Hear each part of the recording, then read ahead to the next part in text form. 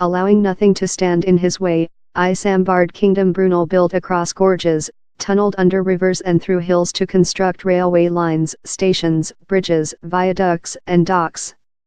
His 3 ships, the Great Western, Great Britain, and Great Eastern, were the biggest, fastest, and most advanced vessels ever seen.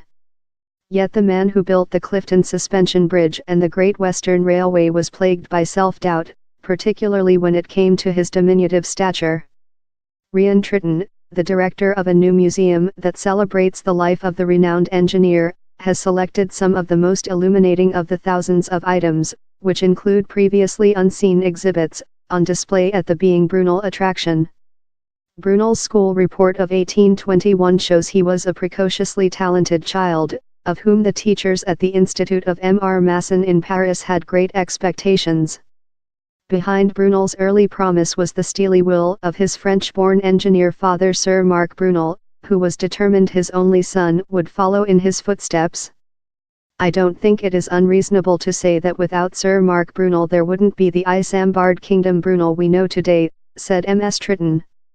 Sir Marc taught his son to draw as a very young child and sent him to school in France when he was 14 years old to receive the technical education that was unavailable in Britain.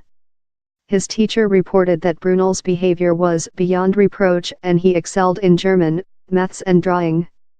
That proved to be one of the great advantages he had over Thomas Telford and George Stephenson and other engineers of his generation, said Ms. Tritton. As a boy Brunel could already do very complex calculations and technical drawings.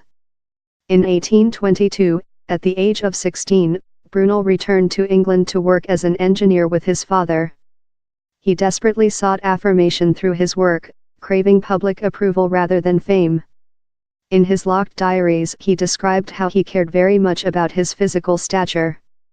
At just over 5 ft. Tall, he wore his trademark 8-inch, 20 centimeters, stovepipe hat to try to look more imposing. In one diary entry, he wrote, "As I pass some unknown person who perhaps does not even look at me, I catch myself trying to look big on my little pony." He berates himself for caring so much about what people think, said Ms. Tritton, who describes Brunel as having short man syndrome. As his fame and fortune grew, Brunel learned how to mask his insecurities. He's poised and confident in the famous photo of him in front of chains of the Great Eastern, but we know from his diaries that he was absolutely racked by self-doubt, Ms. Tritton said. However, he also understood that he needed to project a certain image in order to be successful, and we can all understand that. Brunel used to set his watch by this very clock, which has never been displayed in public before. Brunel's impact on time is very, very important, said Ms. Tritton. Before the Great Western Railway link between Bristol and London, there was little reason why a clock in the southwest should tell the same time as the one in London. Bristol, therefore, had its own time zone, around 10 minutes slower. It was the construction of the railway and the need for standardized timetabling which led to unified GMT time across the country. While Brunel was a revolutionary in many ways, he still had to rely on traditional tools. These drawing curves, covered in ink spills and chalk marks, were used by Brunel to design some of his most famous projects, from the Clifton Suspension Bridge to the Great Western Railway line and London Paddington Station.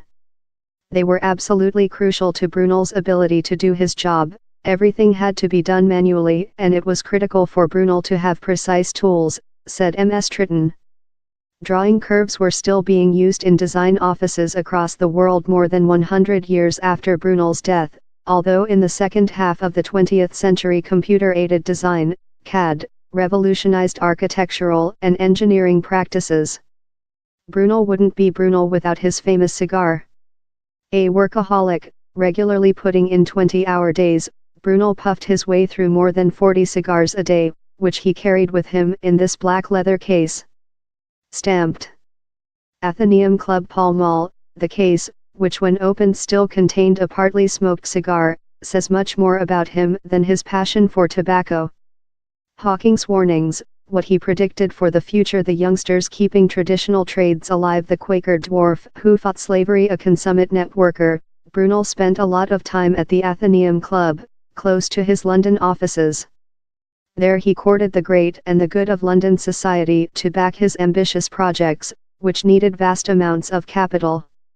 The cigars he so enjoyed were a part of his own carefully crafted image, according to M.S. Tritton. He is instantly recognizable, almost a brand with the cigar and top hat.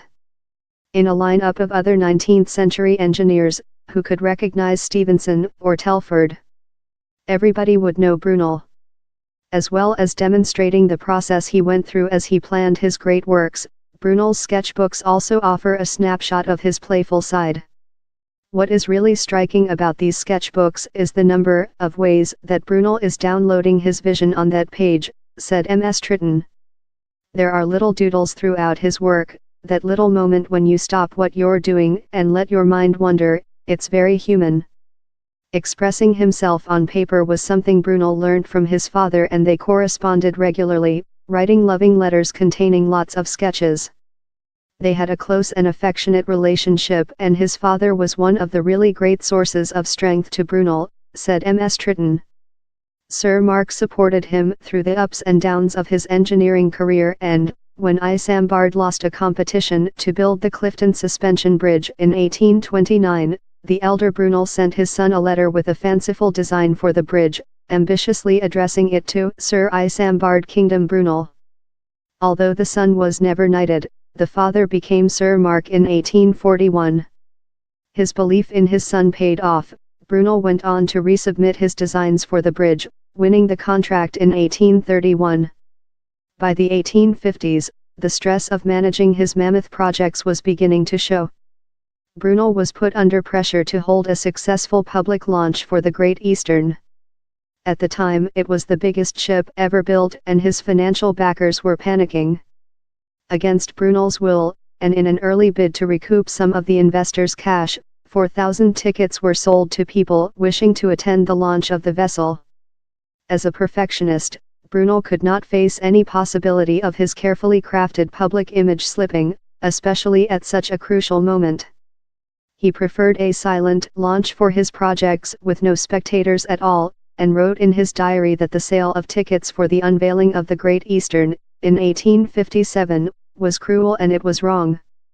By now Brunel's health was in decline, and he did not live to see the Great Eastern return from her maiden voyage. He died of a stroke on September 15, 1859 at the age of 53. His friend and colleague Daniel Gooch wrote, "I lost my oldest and best friend. By his death the greatest of England's engineers was lost, the man with the greatest originality of thought and power of execution, bold in his plans but right." Being Brunel opens on Friday, March 23.